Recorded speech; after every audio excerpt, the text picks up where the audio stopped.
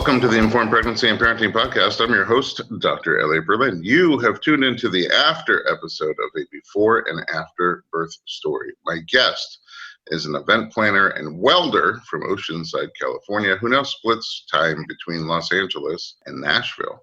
We last talked to her about 2 weeks before she gave birth, and I'm excited to reconnect and find out how her story unfolded.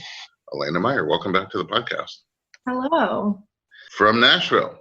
Yes. Yeah, things changed after you had your baby, but things really changed after we had our podcast. So you're young 20s, and in our before episode, we talked about how you wanted to have kids on the younger side, so mission accomplished. Yep. And, you had already switched your birth plan a little bit. You were planning to give birth at a hospital. You were planning to give birth with an epidural. You don't want to feel anything. And then at some point you changed and you said, you know what, I feel comfortable having my baby out of the hospital with a midwife and a doula. And in fact, you gave me this great idea because you talked about how when they take blood from you don't really like it at a hospital, but at the midwife, it was like not a big deal at all. And I was like, I hate when they take blood, so I'm going to get myself a midwife. So thank you for that. You're welcome. Yeah. And then your fears were that you talked about were fear of being in the hospital, fear of ripping, fear of pain. And it was towards the very end of your birth plan, I think, your pregnancy, that you changed your plan. And then the baby changed the plan on you too, because the baby was breech and did not want to turn. Mm-hmm. Is accurate recap? 100% on point. All right. What happened next? Well, Avery had a different plan than a home birth. And I think that in my birth experience, it turned out that my fears kind of were checklists that all got checked off and for my birth experience. And you got to experience them all? I got to experience all of them. And, I didn't tear in the way that I thought that I would, that I was originally scared of. I had to end up doing an urgent C-section. So I did have a bit of a tear, but it was a purposeful incision. Yeah, skillfully crafted. Yes. Let's start at the beginning, because when you left the studio, you were like stoked on the home birth, and you were very close to the end, and the baby was already breeched, so that wasn't the surprise. What changed? Well, I think it was about a week after we met and did the podcast. I went in because I was a week out from my due date, and so I went in to do my checkup with my OB, and we saw that the fluids were low. She said that it looked like the cord was double wrapped around his neck. And so she sent me to go and get another ultrasound at the special place where they really go in deep on their ultrasound. And when I went in, they saw my fluid was very low. And not only was the cord double wrapped around his neck, it was also wrapped around his shoulder. Oh. And so in that moment, when I was sitting there getting the ultrasound, the doctor there said, honey, if you were my sister, I would tell you to go and get an emergency C-section right now. Wow. That's powerful. Yes. Is that because of the fluid or because of the cord orientation, or the combination of both? She said it was the combination that he was breech. He was basically tied up in the upper corner of underneath my rib cage, and the fluid levels were so low. And I'm just curious, because that's like literally right before you were due. Did they not see the cord orientation before that?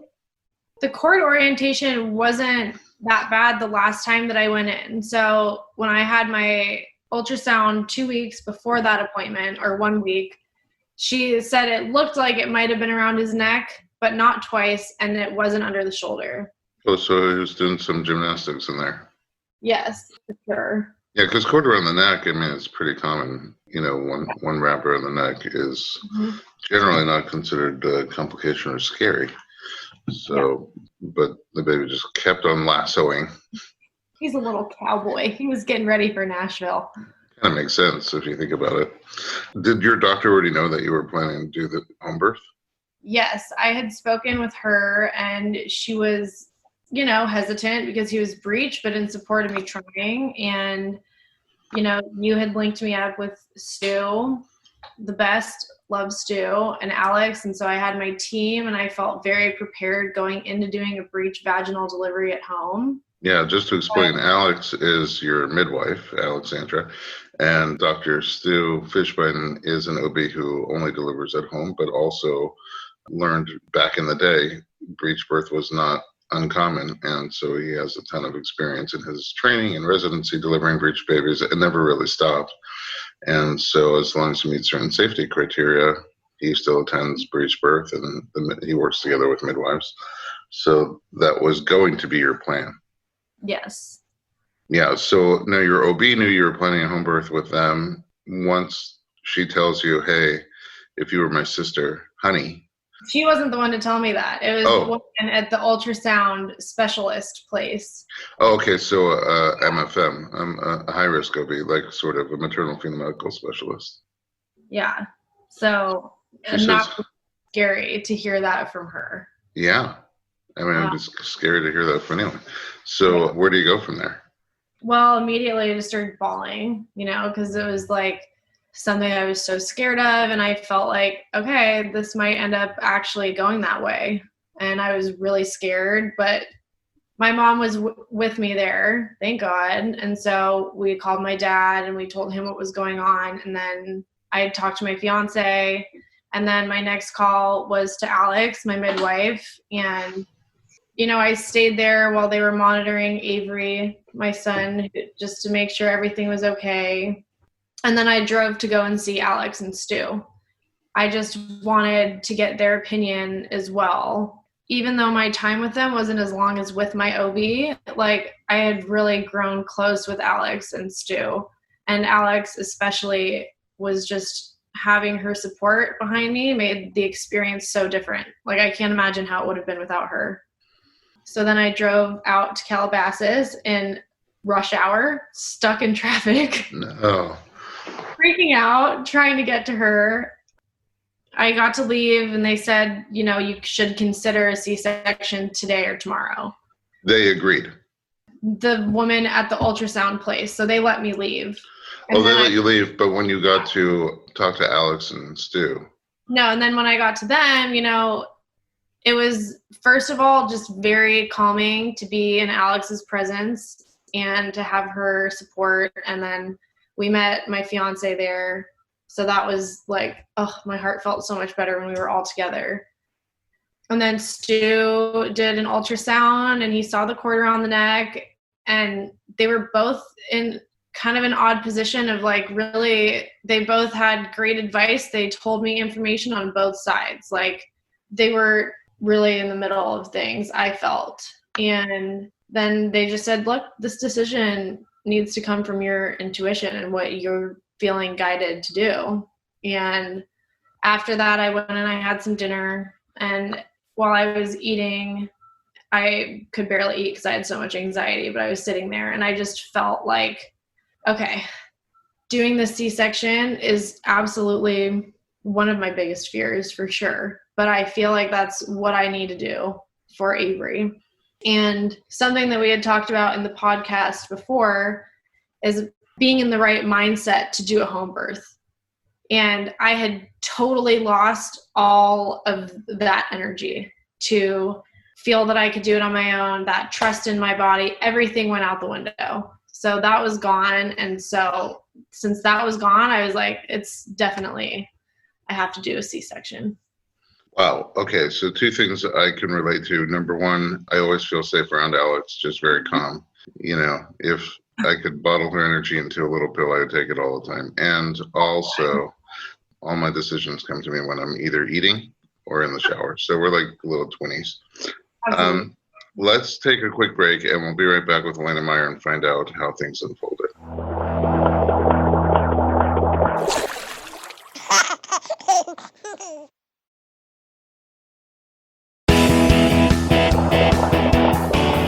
Welcome back to the Informed Pregnancy Podcast. We're talking to Alaina Meyer. Your birth story changed so many times. It's sort of like a tennis match. Okay, we're going to do it at the hospital with an OB, with the epidural. I don't want to feel a thing. Okay, very end, we're going to just do it at home. Oh, no, the baby's breech. Maybe we can't. Oh, yes, we can do it at home. There's a doctor who attends home birth with breech babies with the midwife. And then at literally the last minute in the game, you have this ultrasound and they tell you, well, you know, we think you should have a C-section right away. And then you're having dinner and you go ahead with that plan. You decide this is what I got to do. But out of curiosity, after doing the ultrasound, your home birth team still thought you could do a home birth if you want to. And you could go to the hospital if you want to. And they just sort of left it up to you. It wasn't like a unanimous decision like this is an emergency that needs to have a C-section right now. That's exactly why I went to Alex and Stu after having the doctor say, well, honey, if you were my sister. It was just this energy to that did not feel right. And it felt like some of the fear tactics that I have experienced. Okay, and so then you at the end, you get this information that, you know, honey, if you were my sister, I'd have a C-section right now. And then you go back to your home birth team and your doctor does his own ultrasound. Your home birth doctor does his own ultrasound. Do they immediately agree and say, hey, this is an emergency, you should go have a C-section right away? Or are there still options? No, they didn't have the same sense of like fear and urgency and like, oh my God, the baby's got to come out right now. Like Stu and Alex, while doing the ultrasound, they're like, look, heartbeat solid. Like, yeah, the fluid is low for sure. They saw the cord wrapped around the neck one time. They didn't see it 2 times on that ultrasound. And he was also moving. So the position, you know, could have changed or whatever, but there wasn't this sense of like, you should go right now and get a C-section, boom, go. It wasn't that. It was, hold on, think about this. Feel into your intuition. Feel what you need. Not you need to go do this. This is how it is. And having that energy from them be calming. It was still super overwhelming, but it just like Alex helped me to feel that I was making the decision in my power, not out of fear. That's nice. And over dinner, you decided, you know what, this is what I need to do right now, even though it had built into it a lot of your deep fears. So how soon after that did you go in? Well, on the drive home to Hollywood from Calabasas, I called my OB and she had suggested doing a C-section either that night or the next morning. And I said, look, I just met with my home birth team. Like, there's no signs that he won't be okay overnight, but I do feel that we should do this in the morning. And so we scheduled to meet and do the C-section at Cedars the next morning. Were you able to sleep? I actually did sleep really well that night. So I kind of wondered, now that your plan was sort of solidified, obviously not going to change again, was there some comfort in that, knowing like, okay, this is how and when the baby's going to come out? Yeah, there was some peace to that. And it was also just an overwhelming night. You know, my best friend came over, who's also his godmother, Nicole. My mom was there. My dad drove up. Johnny was by my side the whole time. And just thinking like, holy crap, we're meeting him tomorrow. Like, he's going to be here tomorrow. And that, I tried to journal to Avery that night and I couldn't even find the words. I wrote like a tiny, tiny bit and it was just so overwhelming for me of like, I'm meeting you tomorrow at 11 o'clock in the morning. Exactly. Yeah. It's very surreal. Yeah. So in the morning when you get to the hospital. Oh, we need to go before I get to the hospital. I didn't even realize. Well. Do tell. So I shared with Johnny that I wanted to drive to the hospital. You know, I had this talk with Alex. I'm doing this in my power. This is like the last thing that I can really do is like drive myself to my C-section. I'm going to do this, you know? And we did a lovely meditation with my family before we left where I had my mom, my dad, Johnny, and Nicole, we all had our hands on my belly praying, and it was beautiful. And then we left, and I subconsciously drove to your offices where I do therapy with your amazing wife. Oh, no kidding. I was like, Alaina, you do realize that we're at therapy, not at Cedars. Like, we need to be at Cedars right now. I was like, oh my God. Yeah, we're not set up for surgery. No. So that was really funny. And then I drove from Cedars, from your offices, drove to Cedars from there. When you got to Cedars, first of all, what's going on in your mind and emotionally, how you're feeling? And then physically, what's the process like? Well, I met my brother in the parking lot in Cedars, and then we all walked in together, and it looked like I was moving in because I wanted to have candles and pillows and an altar and all the things. And I just remember really using like the comedy defense was just coming up of like trying to make jokes about how I was totally not okay, and I was just so overwhelmed. I just didn't know how to feel, what to do. You know, the anxiety was just blasting through me. I mean, whenever I feel awkward, I go to comedy. At least I think it's funny. So that's our third way that we're twinnies. Absolutely. In terms of preparation physically, what are the steps that they do with you?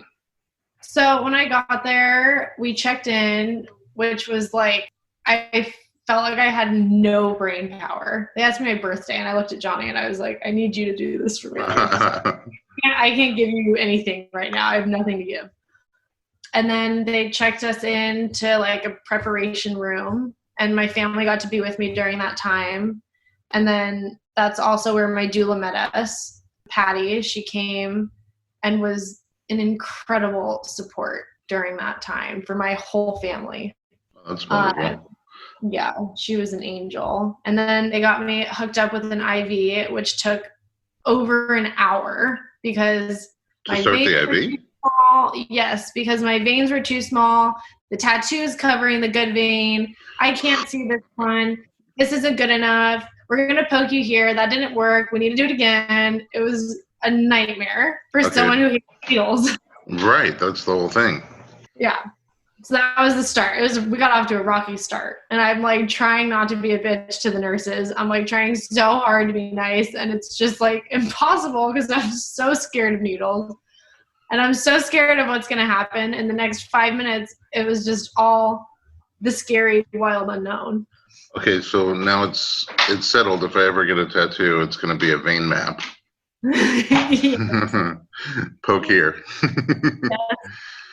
But you got through. I mean, most people don't love having IVs placed, but, you know, if it's just one quick shot and it goes well, it's no big deal. But all that poking, or I hate when they say, ooh, I came out the other side of the vein. Oh. I'm like, oh, that's gross. Or they're moving it around trying to find it, and you end up really black and blue. Oh. No fun. But you got through it. You got through all of that. I got through all of it. Yeah. Then is your doula allowed to come with you and your partner into the cesarean, or did you have to pick? Well, I didn't actually get to have anybody join me in my cesarean. So when it was finally time to go back, I said I was panicked. When the door to the OR opened, I was with my mom and Johnny, and my whole body like shirked away from the door, and everyone thought I was going to pass out. And I was like, no, just don't touch me. I'm just freaking out. I've never seen an OR before in person. The lights were so bright. The scrubs were just fluorescent. The smell was terrifying. It was cold. I had no comfort to me. There was nothing of comfort except for my doctor. And luckily, she looks like a legit angel. So I was just staring at her the whole time. Yeah, I've been to births with her, and she's very comforting, even in trying circumstances. She's just a lot of warmth and confidence that make you feel safe. And beautiful eyelashes. That we talked about that. I don't know if she had them in the OR, but also generally amazing shoes once we're at it. Yes. But when we got into the OR, they were going to do the spinal. And for the epidural for a regular cesarean. And then before they did that, well, they actually prepped and they put one of the straws in after they did the numbing agent or whatever. And that was terrifying. And then before they actually put the spinal in, there is a sense of panicked energy that washed over the room when she explained that my platelets had dropped so drastically. And then she grabbed my hand and looked at me and said, you need to decide, either we're going to put you under and we're going to do the birth and get him right now, like right now, no one can come in, or we need to take you out, retest you, wait a couple of hours, try to get in because we're all scheduled and we're all booked up for the day in the OR. And, you know, I was just like, I'm never walking back through that door. I'm not doing this again. And I want him out. I want him safe and I want him here in my arms. And so I said, okay, like, then I guess I got to go under and get him now. Oh, wow. That's a big decision. Yeah. And that's what you did. Yeah, talk about a tennis match. It literally was a tennis match till the very second. Yeah, I thought we were done with the drama, but no. All right, let's take another quick break and come find out the rest of your story. We'll be right back with Alaina Meyer.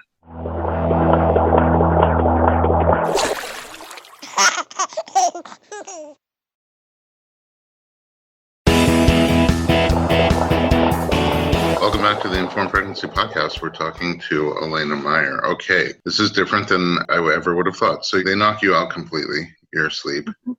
What is waking up like? Waking up was a really rough experience. When I woke up, it was very nightmarish. I couldn't move my legs. I felt like I couldn't breathe. No one told me before I went under that I was going to have a breathing tube in. And so I just woke up, couldn't breathe, couldn't talk, couldn't move. And you never had surgery before, I take it? No. Okay. So this is a lot of firsts going on for you. Yeah. And, you know, I hear my doctor saying, Alaina, just please move your toes. Show me that you can. And I'm trying to move my toes and it's coming out as like convulsions. It's not coming out as like cute little moving my toes. Like my whole foot was going crazy. And so I heard them talking about saying that I'm having an allergic reaction to Reglan. And I kept spitting the tube out. That was the only thing that I can do because I was trying to tell them I couldn't breathe and nothing was working. And so then they gave me Benadryl and I fell back asleep. And then I woke up, like I came into consciousness again, getting wheeled into the recovery room. Oh, wow. And I don't remember anything else other than like when I woke up, I was screaming for Avery and Johnny. Oh, yes. So when do you get to see them? Well, this whole time is blurry and foggy, and that's one of the worst parts of this for me is that I'm not perfectly clear right when I woke up. But I was screaming for the baby. Like, I need him. And I was with my mom. She was holding my hand. They let her in to try to help wake me up because I was having a really hard time get up. And she kept telling me, Johnny has Avery. Avery's okay. He's here. He's okay. And then finally I saw this angel rolling through the curtains with Johnny. And it was just like the most magical experience. And it still gets me so choked up even just talking about it now. Seeing him for the first time. You know, and everything happened so different than how I wanted. But the second that I got that baby on my chest, none of the birth mattered. None of the forethought mattered. The only thing that mattered was that I had him in my arms and that he was safe and I was okay. Getting me choked up. Yeah. It's so powerful. No, it's just such a powerful moment and experience, especially after everything you had been through. Yeah. So just flashing forward a little bit, how was your physical recovery from that birth? And how was early motherhood for you? How's early motherhood been? So my recovery was honestly not, I can't complain. I didn't take any narcotics. I just stuck to Tylenol and Motrin after the C-section, and I was discharged. I spent 2 nights in the hospital, which is pretty normal. I was walking the day of. Wow. I could stand up, and the doctors were all very happy with my recovery and everything. And it was just like being in an etheric state. Like, it didn't feel real. Like, I felt so connected to this like more astral side of things. It was just very dreamlike the first couple of days. And I had incredible support around me. I had my sister Meredith, who's now a mother to her beautiful daughter Estelle. Congratulations. Yes, she's incredible. I had her with me. I had my mom, my dad, my partner. My partner was incredible throughout this whole thing. And, that experience bonded us so deeply. No matter what, that experience, we see each other so differently after that. Love goggles all the way. That's beautiful.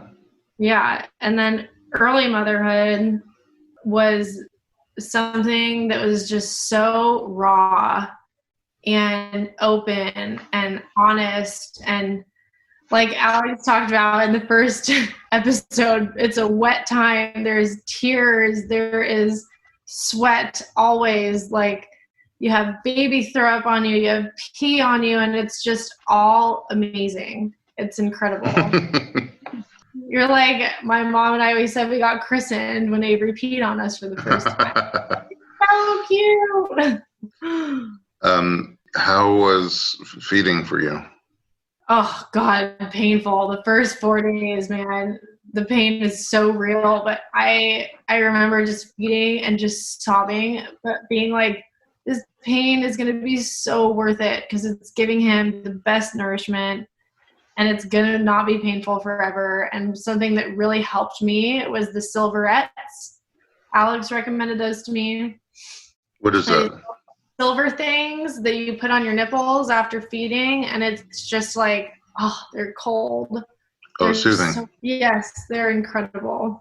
Nursing cups, silverettes, they're great. And then it's always a learning curve, but after a few weeks, did it become pretty natural for you? Yeah, and I feel like something really just, in that time when I was asleep in the C-section, that I was out, there was just something otherworldly happening inside of me. And I think, if people do believe in like etheric bodies and whatnot, that like that part of me was transforming during that time, instead of in a normal birth where you are feeling the pain and you're pushing and you're physically moving into this new realm of motherhood. Like, I felt those changes when I woke up. I just didn't feel like my old self anymore. I felt so different, and I still feel that way now today. And I just got to experience a very different type of rebirth than the regular birth experience. And it did feel very natural to me. And, riding the waves of minimal sleep and nourishing that baby and just growing our connection and having that time together was just amazing. And having support is like the most important thing, I feel, during that early period, for sure. Yeah. I got to see you actually maybe a week or two after the baby was born, and just seeing you guys together. I mean, just like two parts of the same unit. It's just really beautiful. All right. So sadly, we're running out of time because I would hang out with you all day if I could. But I do have a couple of questions left for you. First of all, soon after you had your baby, the world changed with the pandemic, coronavirus, and COVID-19. How's that, if at all, how's it affected you in your, the stage that you're in? Well, I think that this is a very challenging time and isolating and rough time for everyone. But in that comes very deep gratitude that I've been feeling, that I get to have this time. Luckily, my mom is with us here, so we're quarantining with my mom and Johnny and Avery.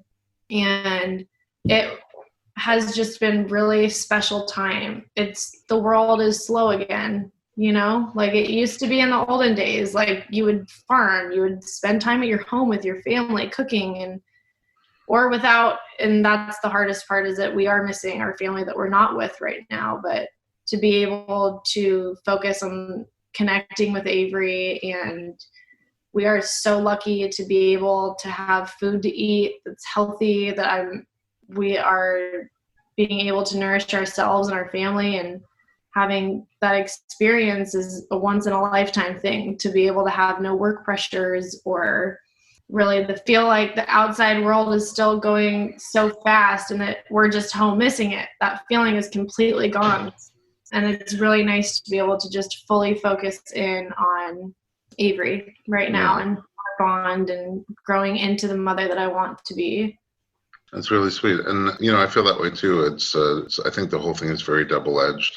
There's obviously, aside from all the people who are experiencing the worst of the plague, literally the plague with death and sickness and job loss and financial ruin, everybody experiences some of that on different levels. But it's hard to not notice that there's also some silver lining, in the sense that people are able to spend time with their families. I think in general, in America, we work too much, too hard. Yeah. And so to be forced to take a little break and reset a little bit once this is in the rearview mirror has a potential to help a lot of people be on a different path where they're better able to juggle work and life, hopefully. And also, we're taking time and we're being more gentle with the earth, and you can see that the environment is appreciating some space from us right now. Yeah. So, I feel terrible and sad for everybody who's struggling and suffering, but I do think that once it's in the rearview mirror, that we could take advantage. If we want to, we can take advantage of some of these upsides. My last question that I had for you, and maybe too soon, even though because of coronavirus, it's been several months since you had the baby, and normally we'd get into these after episodes a little quicker, and also we're remote. You're in Tennessee and I'm in Los Angeles, but have you had any thoughts of, if you had another baby, like what you'd want to do? Would you do the same thing again, or not? It's funny actually, because in Cedars, like in my 2 days of recovery there after just having a baby, that was every single nurse's question. Oh, really? Are you going to have a second? I'm like, let's just give this one some time. But I've had 5 months to think about it, because it was his 5-month birthday a few days ago. And I am definitely not calling in another pregnancy at the moment. Mm-hmm. But if I did get pregnant, I would want to try again try to do a VBAC, a home birth after cesarean. I would want that, and I would have the exact same team. I would change no one. And, I would just hope and pray that I got to experience that home birth that we had planned the first time. Yeah, and then we'll have a whole new podcast. Exactly. Round 2. Alaina, thanks so much for sharing your powerful story. You're a powerful and inspiring person to me. And I just know that, birth typically is unpredictable. You kind of have to set your intentions and then let go and let the journey take you where it will. And yours was a wild ride. So I know other people have experiences like these, and they'll always benefit from listening to a raw, honest story. So thank you so much for sharing it. I just wanted to give a big shout out to Alex, and her tag on Instagram is @thevitalwoman. I just love her. @thevitalwoman. I love her too. And I need her to draw some blood for me when she gets a chance. Yes. At home, thanks for listening to the Informed Pregnancy Podcast. If you would like more pregnancy and parenting information, visit us online at informedpregnancy.com.